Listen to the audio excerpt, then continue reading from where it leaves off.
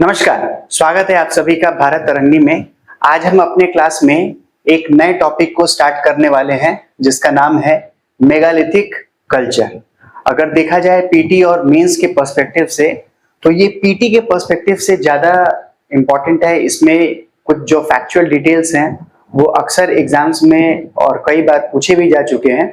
Mains के perspective से ये इतना इम्पोर्टेंट नहीं है, लेकिन हाँ, हम ये भी अनुमान नहीं लगा सकते हैं कि कभी भी इससे मेंस में क्वेश्चंस आएंगे ही नहीं। ठीक है, तो पीटी के पर्सपेक्टिव से ये इंपॉर्टेंट एक टॉपिक है। और जहां तक रहा बात,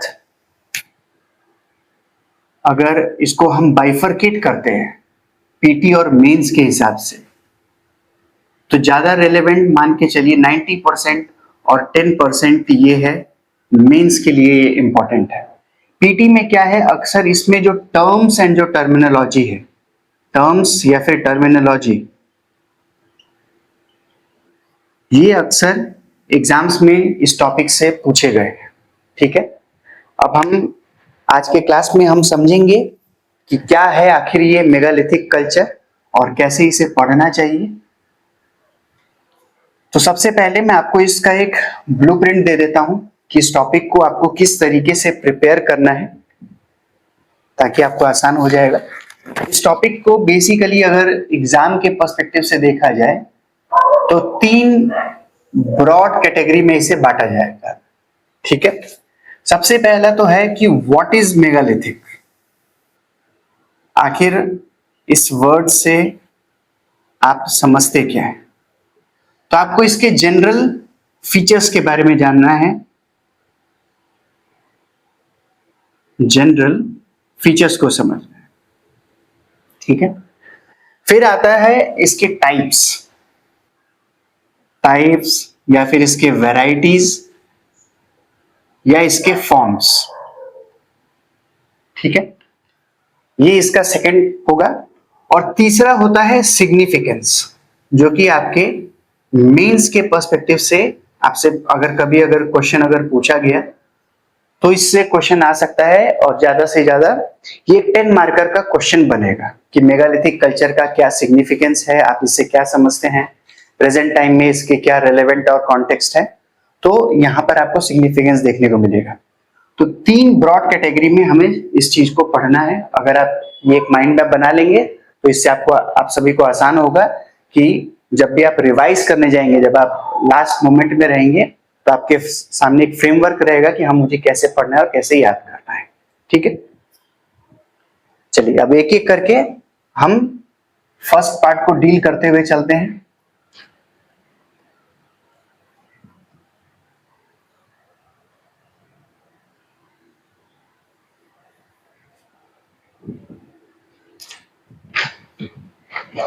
तो हमारा सबसे पहला पार्ट है व्हाट इज मेगालिथिक कल्चर। ठीक है, क्वेश्चन मार्क के फॉर्मेट में सबसे पहला, the word megalithic, the word megalithic comes from the Greek word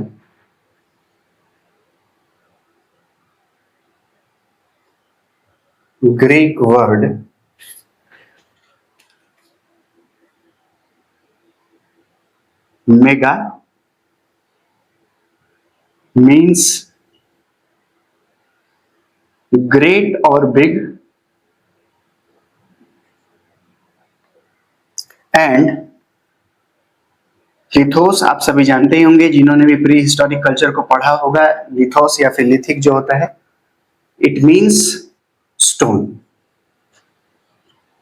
so culture और बिग स्टोन्स, तो अगर देखा जाए तो बिग या फिर ग्रेट स्टोन्स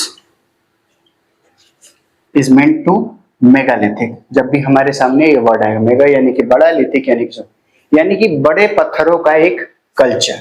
ठीक है, so they are large structures, large structures made of stones, roughly dressed, यानी कि हमें इनमें कोई एक फाइन या फिर प्रिसाइज कटिंग या फिर आर्किटेक्चर के हमें पैटर्न्स देखने को नहीं मिलते हैं। एक बड़ा सा बोल्डर लिया गया है, स्टोन का एक स्लैब लिया गया और उसे उस रिक्वायरमेंट के हिसाब से उसे इस्तेमाल किया गया। अब कहाँ इस्तेमाल किया गया था? रिफ्लेक्टिंग सर्टेन बरियल प्रैक्टिसेस, यानी कि दफनाने की प्रक्रिया में, डेड वंस को दफनाने की प्रक्रिया में हमें मेगालिथिक का यूज हम पाते हैं। ठीक है, तो ये है इसका मीनिंग कि मेगालिथिक क्या है, ग्रीक वर्ड से आता है और लार्ज स्ट्रक्चर्स है मेड ऑफ स्टोन, रफली dressed, reflecting burial practices. So basically जब भी हम मेगालिथिक के बारे में बात कर रहे हैं तो ये बरियल प्रैक्टिसेस के तरफ में रेफर कर रहा है। ठीक है, इसे नोट डाउन कर लो। एक और पॉइंट यहां पे भी लिख लो, found in various continents,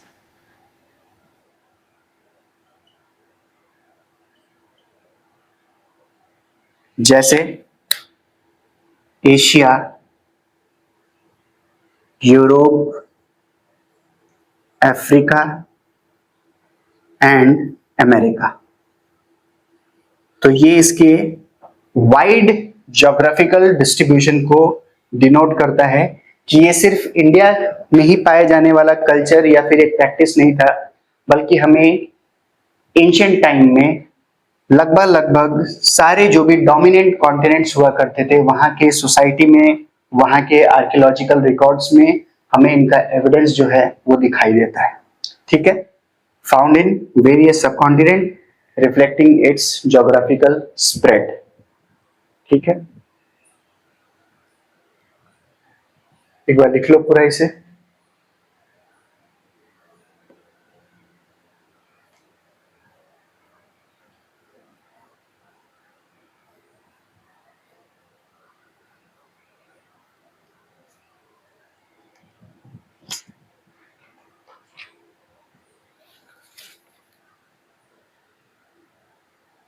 In Indian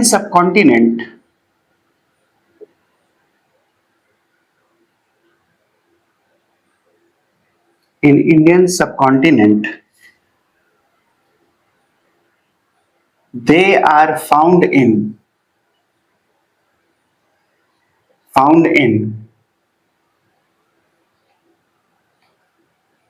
northwest, Aravalli range,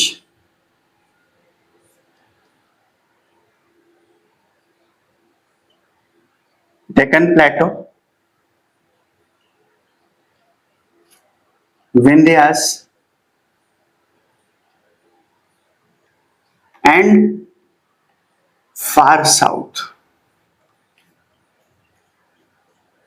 यानी कि तमिलनाडु, केरल, कर्नाटक में हमें ये देखने को मिलते हैं। तो ये इससे हमें वर्ल्ड में ज्योग्राफिकल डिस्ट्रीब्यूशन मिलता है और इससे इंडियन सबकॉन्टिनेंट में इसका हमें डिस्ट्रीब्यूशन देखने को मिलता है। यहां पर एक पॉइंट नोट करने वाला बात है कि ये इंडो गैंगेटिक प्लेन्स में हमें नहीं दिखाई देते हैं,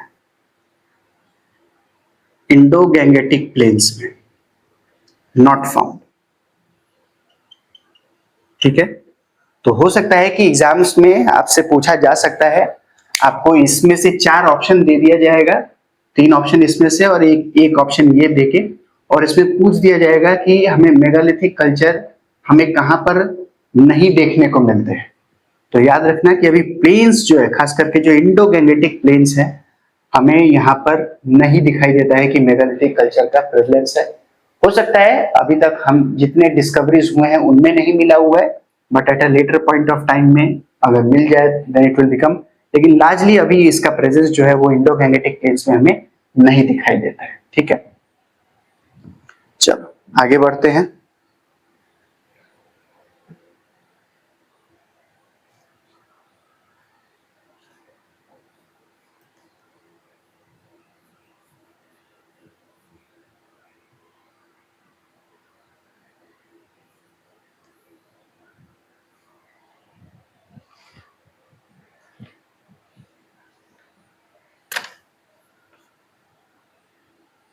Found even in present times,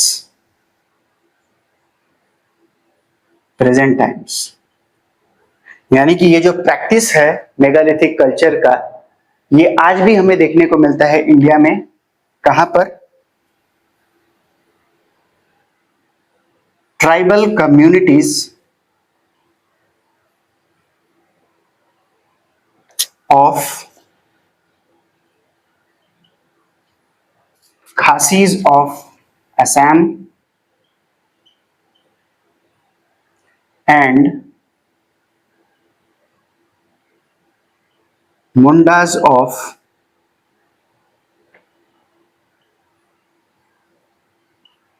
छोटा नागपुर। ठीक है, तो ये कल्चर हमें प्रेजेंट टाइम में भी देखने को मिलता है। एग्जाम्पल कहाँ पे है? आसाम में और छोटा नागपुर के इलाके में। ठीक है, तो इस तरह से हम क्या कह सकते हैं कि megalithic culture refers to remains material या फिर नॉन मटेरियल। अब मटेरियल और नॉन मटेरियल में क्या होगा? तो जो भी बरियल है वो तो मटेरियल हो गया, बरियल को हम छू सकते हैं, आर्कियोलॉजिकली उसे समझा जा सकता है। लेकिन बरियल को इस तरीके से एक स्टोन में ड्रेस करके उसे क्यों रखा जा रहा है? तो उसके पीछे एक आइडियोलॉजिकल बिलीफ होगा, वो एक आइडियोलॉजी की तरफ में रेफर करता है, तो इसलिए नॉन मटेरियल वर्ड इस्तेमाल किया गया। ठीक है, तो इनसे हम समझते हैं कि the megalithic culture refers to remains. Remains मतलब जो एविडेंस, जो बचे हुए अवशेष हैं, चाहे वो मटेरियल हो नॉन मटेरियल हो, refers to remains found in sites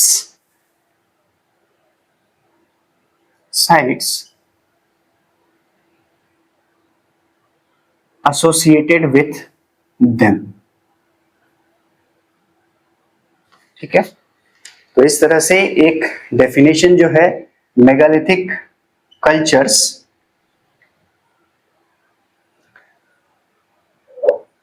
refer to remains, चाहे वो मटेरियल हो या नॉन मटेरियल हो, और जो जिस भी साइट्स पे ये फाउंड करते हैं उनको जो भी एविडेंस हमें मिलते हैं उनके स्टडी को, उनके सिग्निफिकेंस को समझना, वो किस तरफ से चाहे मटेरियली या नॉन मटेरियली किस कल्चर को वो समझाते हैं, इसी चीज को मेगालिथिक कल्चर कहा जाता है। ठीक है, तो ये था पूरा का पूरा आपका फर्स्ट पार्ट, जिससे आपको ये चीज समझ में आ गया है कि मेगालिथिक का मतलब क्या है। सिंपल है कि ये बरियल, एक लाइन में अगर या एक वर्ड में अगर कहना है तो ये बरियल प्रैक्टिसेस को रेफर करता है, जो कि इंडिया में पास्ट में सर्टेन हमें ज्योग्राफिकल डिस्ट्रीब्यूशन पे देखने को मिलता है, और प्रेजेंट टाइम में भी इसके रिफ्लेक्शंस जो है वो हमें देखने को मिलते हैं। ठीक है, one word, burial practices, megalithic. ठीक है, चलिए अब इसके बाद चलते हैं इसके सेकंड पार्ट पर।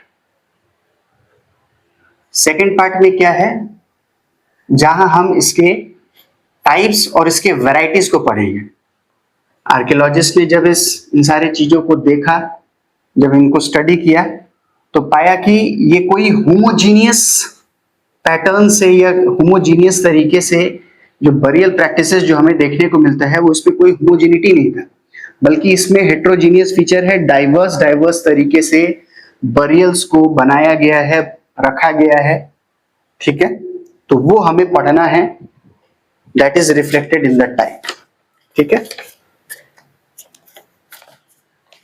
सो three basic types of megaliths are found. इसके जनरली 3 वैरायटी है, ठीक है।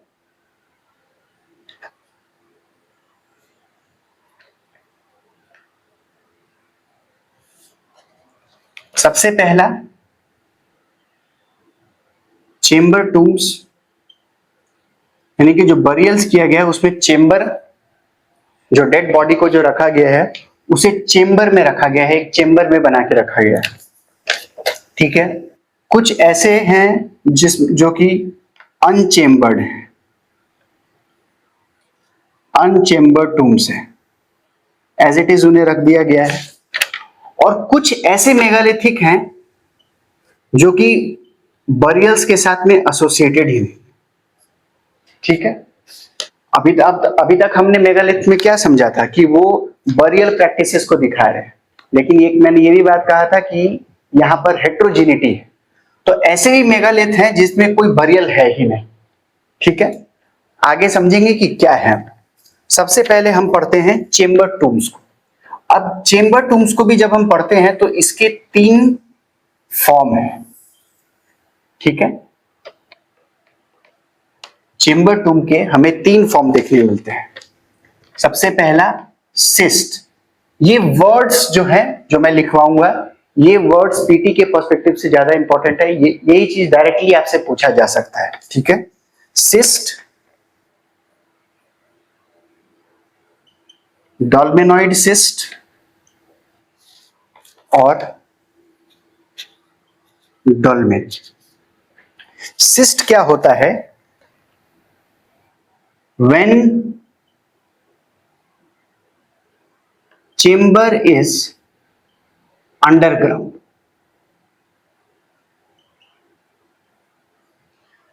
जब चेम्बर जब जमीन के नीचे होगा तो ऐसे मेगालिथ को हम क्या बोलेंगे, उसका क्या वैरायटी होगा, जो चेम्बर टूम का होगा वो होता है सिस्ट, ठीक है। उसके बाद पार्टली अंडरग्राउंड, यानी कि आधा हिस्सा जमीन पर है और आधा हिस्सा जमीन के ऊपर, पार्टली अंडरग्राउंड। और dolmen fully above the ground, ठीक है। तो इस तरह से एक एक वर्ड एक एक लाइन के साथ में ये आपको याद रखना है, किसके साथ में ये एसोसिएटेड है, किसका फर्दर सब डिवीजन है, ये याद रखना है, और क्या इसके फीचर्स हैं, जो इसके कैरेक्टरिस्टिक फीचर्स है, याद रखना है। हम सबसे पहले मेगालिथ को 3 कैटेगरी में बांटेंगे, चेम्बर टूम, अनचेम्बर टूम, और जो कि किसी भी बरियल के साथ में एसोसिएटेड ही नहीं। फिर चेम्बर टूम को हमने 3 फर्दर कैटेगरी में बांटा, सिस्ट, डॉल्मेनॉइड सिस्ट और डोलमेन। सिस्ट का definition, chamber is underground, chamber is partly underground and the chamber is fully above the ground, ठीक है। इसको नोट डाउन कर लो।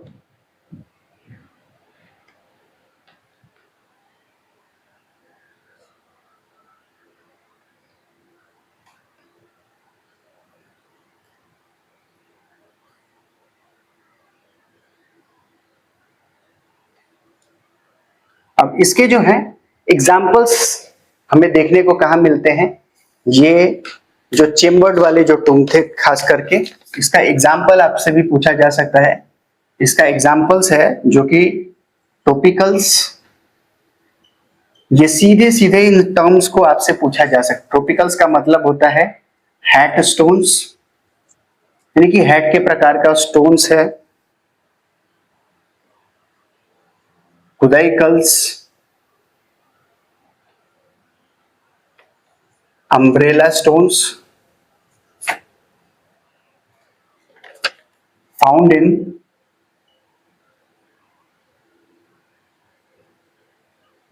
केरल एंड कर्नाटका। ठीक है। तो अगर एग्जाम्स में अगर आपसे ये टर्म्स अगर पूछा जाए तो आपके दिमाग में उसी समय आ जाना चाहिए, अच्छा ये मेगालिथिक कल्चर के साथ में जुड़ा हुआ है। मेगालिथिक कल्चर में हमने 3 प्रकार के उसके बेसिक फॉर्म देखे, चेम्बर टूम, अनचेम्बर टूम, नो बरियल। चेम्बर में हमें सिस्ट, डॉल्मेनॉइड सिस्ट और डॉल्मेन पढ़ा, उसी का एग्जाम्पल है ये टोपिकल, जो कि हमें केरल और कर्नाटक में देखने को मिलते हैं। इन टर्म से इसे डोनेट किया जाता है। ठीक है। अब इसके बाद में आ जाते हैं हम सेकंड वाले पार्ट पर, जो कि रहेगा अनचेम्बर्ड टूम्स। चेम्बर्ड को हमने कवर कर लिया है। अब हम चलते हैं अनचेम्बर्ड टूम्स के तरफ।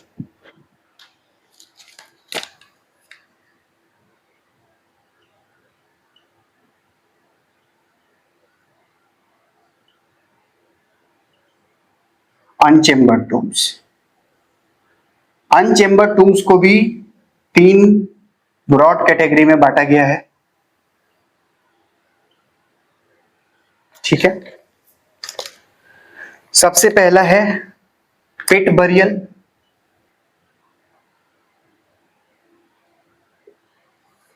दूसरा होता है अर्न बरियल, और तीसरा है सार्कोफेगस बरियल। ठीक है। पिट बरियल, अर्न बरियल और सार्कोफेगस बरियल। ठीक है। अब एक एक करके हमें इसके फर्दर, अब पिट बरियल जो है इसे भी 4 कैटेगरी में बांटा गया है फर्दर। ठीक है। 4 डिविजन्स में है।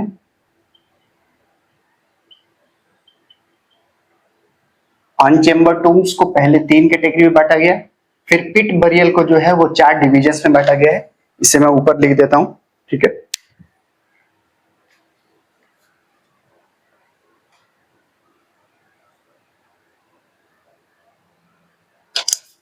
इसको भी कर देते हैं।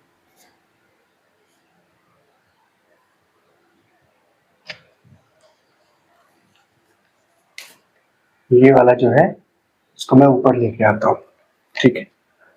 तो पिट बरियल के 4 कैटेगरी है, pit circle, cairn, cairn stone circle और मेनहिर। पिट बरियल के 4 फॉर्म है। ठीक है। पिट सर्कल में क्या होता है, सर्कल ऑफ लार्ज स्टोन्स,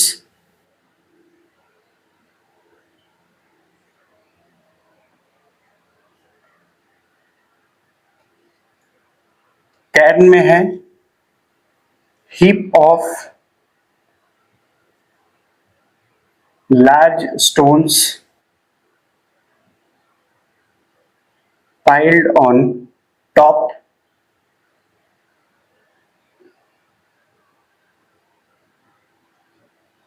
इन दोनों की, ये दोनों, ये एक अलग फीचर है, ये एक अलग फीचर है। जब ये दोनों फीचर एक जगह पे हमें कंबाइन देखने को मिलते हैं तो उसे कहा जाता है cairn stone circle both features. और मेनहिर में क्या होगा, marked by single large standing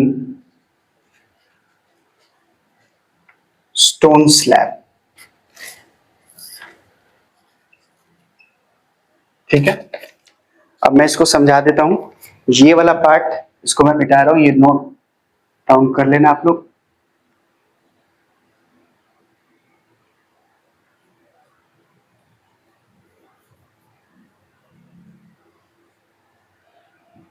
अब अनचेम्बर्ड में क्या होगा इसको समझा रहा हूं। जैसे आपने बरियल बना दिया, बरियल बनाने के बाद में लार्ज लार्ज जो है स्टोन्स के सर्कल आपने उसके अराउंड रख दिए। तो ये हो गया पिट सर्कल, गड्ढा आपने खोदा, उसमें बॉडी को डाला और फिर large circle of large stones, ये बड़े बड़े पत्थर हैं, इसको आपने इसके चारों ओर कर दिया। ठीक है। कैन में क्या होगा, इसी तरीके से आपने गड्ढे को खोदा। ठीक है। उसके बाद आपने क्या किया है कि पूरा का पूरा इसके सरफेस पे ही छोटे छोटे छोटे छोटे छोटे छोटे छोटे छोटे पत्थर जो है वो पूरा का पूरा इसके ऊपर बिछा दिया, जितने भी है ऐसे करके इसके अराउंड, ऐसे करके छोटे छोटे छोटे छोटे पूरा जो है पूरा पाइल अप आपने कर दिया है। यहां पर बरियल के ऊपर नहीं है, उसके चारों तरफ से एक सर्कुलर सराउंडिंग किया गया। यहां बरियल के ऊपर ही पूरा का पूरा जो है उसे सराउंड कर दिया गया। अब कैन स्टोन में क्या होगा, बरियल भी है, पहले बड़े बड़े सर्कल के पत्थर भी रख दिए, क्योंकि मैंने क्या बताया कि दोनों फीचर्स होंगे, तो ये भी मार्क कर दिया, ये भी पैटर्न हमें देखने को मिला, ये बड़े बड़े पत्थर हो गए। और फिर जो छोटे छोटे छोटे छोटे जो पत्थर है वो सारे, वो भी इसके ऊपर दोनों फीचर्स जो है वो हमें कंबाइंड देखने को मिल रहे हैं। ये छोटे छोटे पत्थर हैं, तो इसे कहा जाता है कैन स्टोन सर्कल। और मेनहीर में क्या होगा कि जैसे ये बरियल है तो उसके आगे एक लार्ज, एक बड़ा सा एक पत्थर रख दिया जाएगा, ये है। तो इस प्रकार से इसके हमें पिट बरियल के 4 प्रकार जो है वो हमें देखने को मिलते हैं अनचेम्बर्ड टूल में। ठीक है। इतना ज्यादा आपको याद रखने का जरूरत नहीं है कि आपसे डायग्राम से पूछा जाएगा, इसके बस वैरायटी, सब टॉपिक्स, टाइप्स में जो है कहां पर क्या है, किस कैटेगरी में कौन फॉल करता है, बस खाली उतना सिर्फ आपको एक बार याद रखना है और ये आपको याद होते जाएगा। ठीक है। तो ये याद रखना है। और अब जो हमने तीसरा जो कहा था, जो 9 बरियल्स हमने जो देखा था उसे समझ लेते हैं एक बार।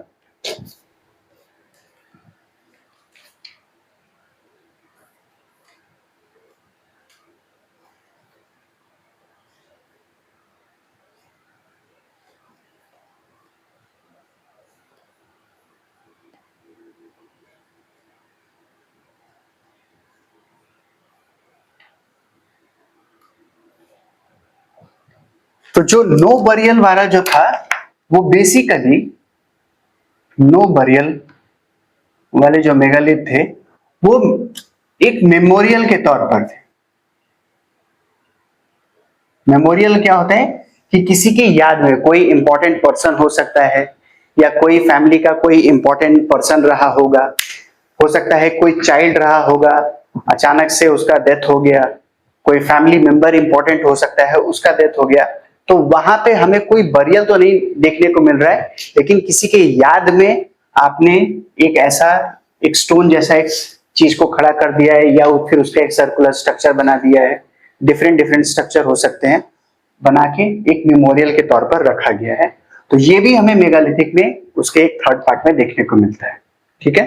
तो इस तरह से तीनों पार्ट को हमने, तीनों टाइप्स या फॉर्म्स या उसके वैरायटी मेगालिथ को डील कर लिया है। ठीक है। अब चलते हैं अपने लास्ट पॉइंट की तरफ, जो कि है इसका सिग्निफिकेंस, कि इन चीजों से हमें क्या देखने को मिलता है या क्या हम समझते हैं, या ये हमारे अंडरस्टैंडिंग को, ये जो आर्कियोलॉजिकल रिमेन्स है ये हमें उस कल्चर के बारे में, उन लोगों के बारे में क्या इंफॉर्मेशन देते हैं, ये हमें लिखना है। ठीक है। तो सबसे पहला पॉइंट है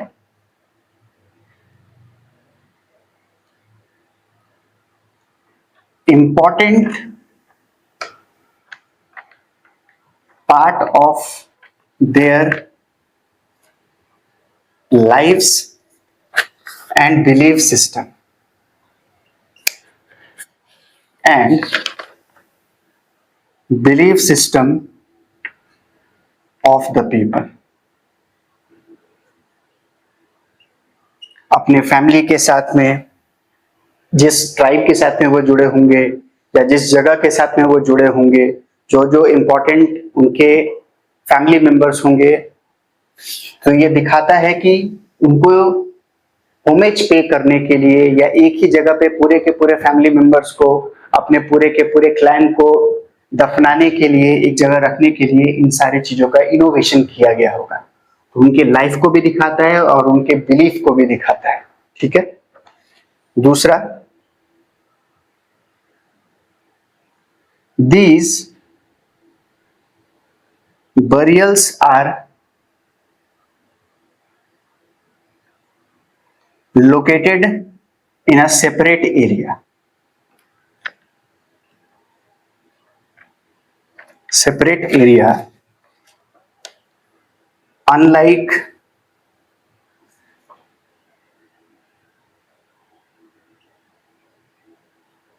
previous periods where burials are within habitation site.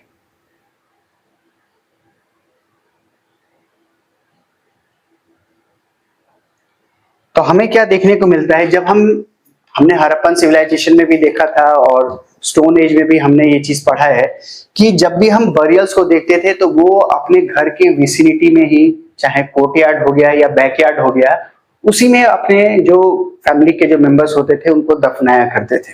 लेकिन यहाँ पर हमें क्या देखने को मिल रहा है मेगालिथिक कल्चर में, कि घर से दूर कोई एक डिफरेंट प्लेस है पूरा का पूरा, चाहे वो विलेज है, चाहे वो क्लैन है या ट्राइब है, वहां से दूर रख कर पूरा का पूरा इनका जो बरियल सिस्टम जो है वो हमें देखने को मिल रहा है।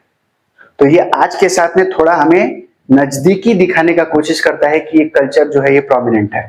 Again it reflects the belief and the belief system of this people.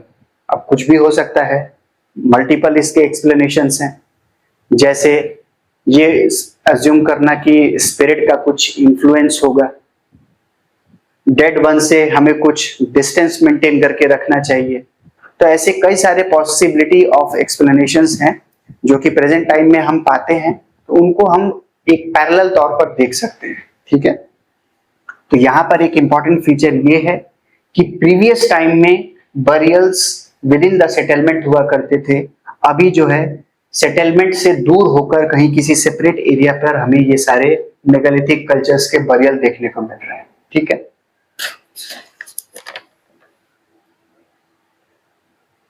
Reflects different kinds of funerary practices. सो हमने देखा कि कितने प्रकार के हैं, जैसे चेम्बर्ड है, अनचेम्बर्ड है, फिर अनचेम्बर्ड में भी उसके डिफरेंट प्रकार है, चेम्बर्ड वाले के भी कई सारे डिफरेंट पैटर्न्स है, तो वो हमें देखने को मिल रहा है। तो एक डाइवर्सिटी ऑफ आइडियाज हमें दिखा रहा है। ये दिखा रहा है कि अगर एक जगह में अगर लोग रहते होंगे तो हो सकता है कि कुछ लोग इंडिजिनस भी वहां पे होंगे और कुछ लोग माइग्रेट करके या क्रॉस कल्चरल लोगों का माइग्रेशन होता होगा।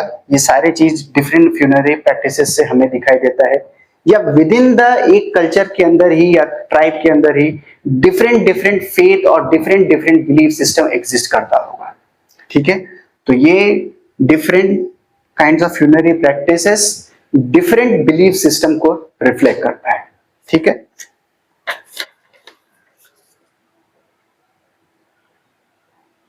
Presence of grave goods suggests a belief in afterlife. ठीक है।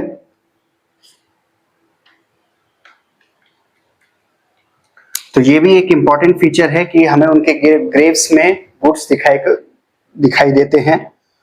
तो हड़प्पन में भी हमने देखा था, हमने इससे नियोलिथिक पीरियड में और चैल्कोलिथिक पीरियड में भी हमने देखा कि वहां पर हमें ये फीचर्स जो है वो दिखाई देने को मिलते हैं। तो कुछ कंटिन्यूटी भी होगा और कुछ नए फीचर्स भी हमें देखने को मिलते हैं। कंटिन्यूटी में हम ये सजेस्ट करने का कोशिश करते हैं कि हो सकता है यहीं के लोग माइग्रेट करके अलग अलग जगह पर डिस्ट्रीब्यूट हुए होंगे। ठीक है। तो माइग्रेशन ऑफ पीपल को भी एक आइडिया देखने को मिलता है, या फिर wide distribution of Neolithic people and the Chalcolithic people over the entire Indian subcontinent, इसका भी हमें एग्जाम्पल इससे देखने को मिलता है कि जो फीचर हम 1000 साल पहले देखने को हमें मिल रहा है, वो हमें 1000 साल के बाद में भी हमें ये फीचर जो है वो देखने को मिल रहा है। ठीक है, कंटिन्यूटी, सेम प्रोसेस में कंटिन्यूटी हमें देखने को मिलता है। उसके साथ में चेंज क्या है कि पहले के बरियल प्रैक्टिसेस वो थोड़े अलग थे, अभी के बरियल प्रैक्टिसेस में थोड़ा हमें डिफरेंस मिल रहा है। So change and continuity both are found in this megalithic cultures. ठीक है, तो ये था आज का टॉपिक, और इस तरह से हमने अपने पूरा का पूरा जो एक वैदिक एज वाला जो पीरियड था, यानी कि 1500 से लेकर 600 BCE तक का ये जो पूरा का पूरा जो पीरियड था, इसे हमने कवर कर लिया है। ठीक है, ये पूरे के पूरे इंडियन सब कॉन्टिनेंट का इसमें फीचर था।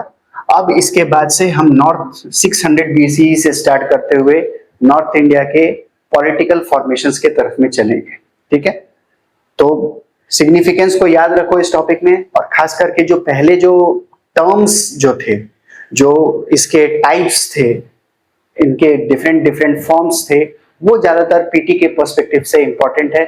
मेनहीर वाला जो क्वेश्चन था वो एक बार यूपीएससी में आ चुका है, तो ध्यान रखना कि वो किस चीज को रिफ्लेक्ट करता है, क्या छोटे छोटे स्मॉल डेफिनेशन है, आप 1 से 2 बार पढ़ेंगे तो आपको ये याद हो जाएगा। ठीक है, तो आज की क्लास को यही एंड करते हैं, मिलते हैं अपने नेक्स्ट क्लास में।